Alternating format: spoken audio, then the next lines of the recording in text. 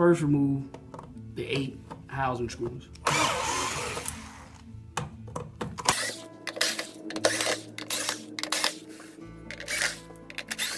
Second, you will lift up the lid.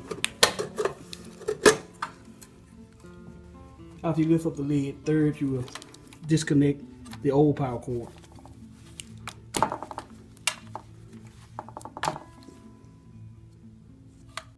Then unscrew the bolt that holds the power cord on.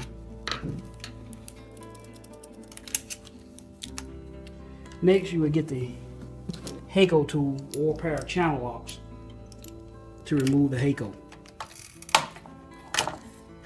Once you remove the Hako, the power cords that we see you guys already have these male couplers already on them. So all you have to do is reattach. Just run it through the hole. Attach the white to the white, the black to the black. Then put your bolt back through and place your ground lug onto the bolt. Then apply the nut back and just make sure that this is tight. And replace your Hako.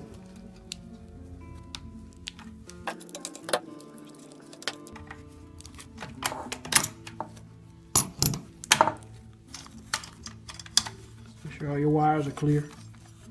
So just close the lid back and re-screw it down.